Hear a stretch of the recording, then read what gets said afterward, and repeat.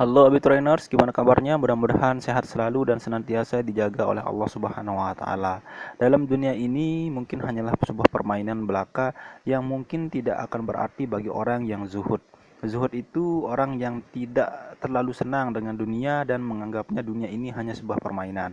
Namun sebelum lanjut videonya, mari kita opening dulu. Alhamdulillahirabbil alamin wa bihi nasta'inu ala umurina waddin. Wassalatu wassalamu ala asrafil anbiya wal mursalin wa ala alihi wa sahbihi ajma'in. Allahumma aslih ummata Muhammadin sallallahu alaihi wasallam wa farij an ummati Muhammadin sallallahu alaihi wasallam warham ummata Muhammadin sallallahu alaihi wasallam wa ansur wahfaz wa ayyidin hadatul watani fil alamin bihaqqi Muhammadin sallallahu alaihi wasallam wa ansur wahfaz wa ayyidin hadatul watani fil alamin bihaqqi Muhammadin sallallahu alaihi wasallam wa ansur wahfaz wa ayyidin hadatul watani fil alamin bihaqqi Muhammadin sallallahu alaihi wasallam. Pertama, mari kita ucapkan syukur kita atas kehadirat Allah Subhanahu wa taala yang masih memberikan kita kehidupan di dunia ini serta memberikan kita kesempatan dan kesehatan. Salawat serta salam juga kita haturkan kepada junjungan alam Nabi besar Muhammad SAW yang memberikan kita pendidikan, akhlak, sehingga kita bisa mengenal nikmatnya iman dan Islam. Teman-teman Abi Trainers yang berbahagia, zuhud. Zuhud secara bahasa artinya kurang kemauan kepada sesuatu, sedangkan secara istilah, zuhud artinya suatu pola hidup yang menghindari dan meninggalkan segala sesuatu yang berkaitan dengan urusan dunia karena ibadah kepada Allah Subhanahu wa taala serta lebih mencintai kehidupan di akhirat. Ali bin Abi Thalib, khalifah keempat, menjelaskan bahwa zuhud tersimpul dalam dua kalimat dalam Al-Qur'an. Likaila la ta'sau ala ma fatakum wa la tafrahu bima atakum. Agar kamu tidak bersedih hati terhadap apa yang luput dari kamu dan tidak pula terlalu gembira terhadap apa yang diberikannya kepadamu.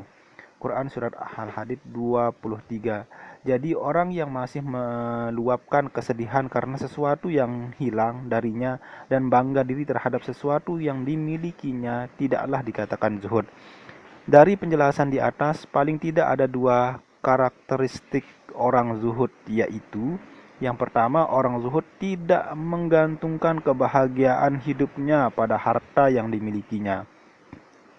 Kenyataan pada masa sekarang ini tidak sedikit orang yang materialistik, yakni meyakini bahwa kebahagiaan hidup sangat ditentukan oleh banyaknya harta yang dimilikinya. Banyak yang mempunyai kendaraan mewah, kebun yang sangat luas, rumah, villa, hotel, dan lain-lain.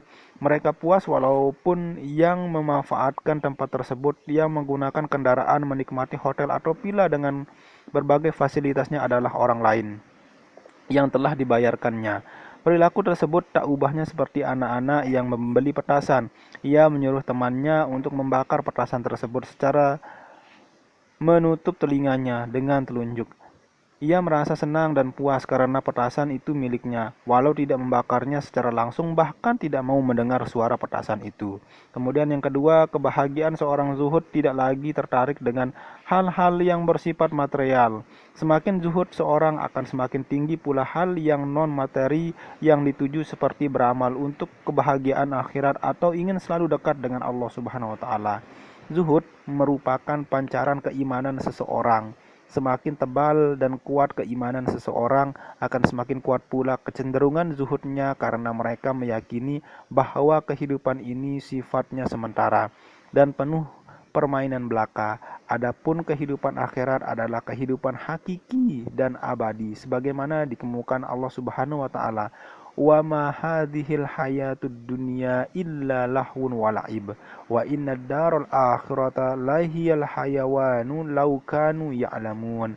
Dan kehidupan dunia ini hanya senda gurau dan permainan, dan sesungguhnya negeri akhirat itulah kehidupan yang sebenarnya sekiranya mereka mengetahui. Bahkan Rasulullah SAW mengatakan, mad dunya fil akhirati illa mithlu ma yaj'alu ahadukum asbu'ahu fil yammi falyanzur bima yarji'u. Tiadalah perbandingan dunia ini dengan akhirat kecuali seorang yang memasukkan jarinya dalam lautan yang besar lalu perhatikan berapa yang didapatinya. Zuhud dari segi kualitasnya terbagi menjadi 3 tingkatan, yaitu yang pertama, tingkatan pertama suatu sikap yang meninggalkan segala sesuatu yang bersifat duniawi karena meyakini bahwa kehidupan dunia tidak bernilai sedikit pun dibanding dengan kehidupan dan kenikmatan akhirat. Tingkatan ini merupakan derajat zuhud yang paling tinggi. Kemudian yang kedua, teman-teman Abiturainers, tingkatan kedua merupakan suatu sikap meninggalkan dunia karena menganggap rendah dan hina terhadap orang yang rakus terhadap harta kekayaan. Kemudian yang ketiga, tingkat ketiga yaitu suatu sikap yang berupaya menghindari dan meninggalkan keduniaan, padahal hatinya masih berkeinginan untuk memperolehnya. Nah, tingkatan zuhud yang ketiga ini berkualitas rendah daripada tingkatan yang lain. Masyarakat luas pada umumnya memiliki sifat zuhud pada tingkatan ini. Bagi Nabi, sifat zuhud merupakan nafas hidup yang senantiasa melekat dalam jiwanya. Beliau adalah figur teladan yang tinggi bagi umatnya. Kesederhanaan Nabi dalam kesehariannya tergambar dalam hadis yang diriwayatkan oleh Nu'man bin Bashir radhiyallahu anhu.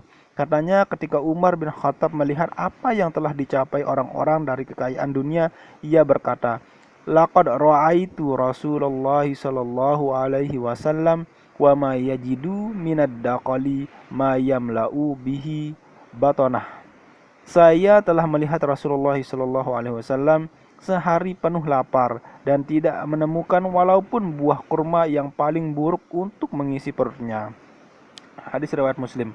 Pada masa lalu, orang-orang zuhud dan para sahabat Nabi disebut juga sebagai ahli sufah atau sufi karena sebagian besar mereka memakai pakaian yang terbuat dari suf, yaitu suatu bahan yang terbuat dari bulu domba.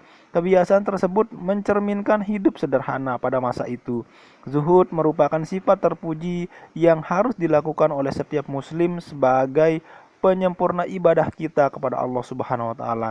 Namun perlu diingat bahwa zuhud jangan diartikan sempit, yaitu meninggalkan dunia atau segala bentuk perekonomian secara ekstrim. Rasulullah SAW bersabda, "Bukanlah zuhud itu mengharamkan yang halal, bukan pula menyia-nyiakan harta, akan tetapi zuhud dalam dunia itu adalah engkau tidak memandang apa yang ada di tanganmu itu lebih diandalkan dari apa yang ada di sisi Allah Subhanahu wa taala." Orang yang zuhud harus mampu hidup secara seimbang antara pemenuhan kebutuhan di dunia dan kebutuhan di akhirat, serta selalu beriktikad bahwa semua kegiatannya di dunia selalu berorientasi akhirat sehingga semua bernilai ibadah di hadapan Allah Subhanahu wa taala. Dan Allah pun telah mengatakan, "Dan carilah pahala negeri akhirat dengan apa yang telah dianugerahkan Allah kepadamu, tetapi janganlah kamu lupakan bagianmu di dunia dan berbuat baiklah kepada orang lain sebagaimana Allah telah berbuat baik kepadamu, dan janganlah kamu berbuat kerusakan di bumi. Sungguh Allah tidak menyukai orang yang berbuat kerusakan." Beberapa ayat dan hadis yang telah saya bacakan merupakan bahwa betapa luhurnya ajaran Islam dibanding dengan ajaran atau falsafah lain yang ada di muka bumi ini. Islam menganjurkan adanya keseimbangan hidup di dunia dan bekal di akhirat kelak. Zuhud dengan sikap meninggalkan dunia secara berlebihan sama tercelanya dengan mereka yang mengejar kehidupan dunia tanpa memperdulikan urusan akhirat. Adapun hikmah hidup zuhud sebagaimana diriwayatkan oleh Sayyidina Ali, barang siapa yang zuhud dan tidak sedih karena kehinaan di dunia dan tidak ambisius untuk memperoleh kemuliaan dunia, Allah Subhanahu wa taala akan memberikan ilmu tanpa ia mempelajarinya atau ilmu laduni. Allah Subhanahu wa taala mengokohkan hikmah dalam hatinya dan mengeluarkan hikmah itu melalui lidahnya, seperti para wali kan. Hikmah zuhud sebagaimana diriwayatkan di atas antara lain ialah bahwa Allah Subhanahu wa taala akan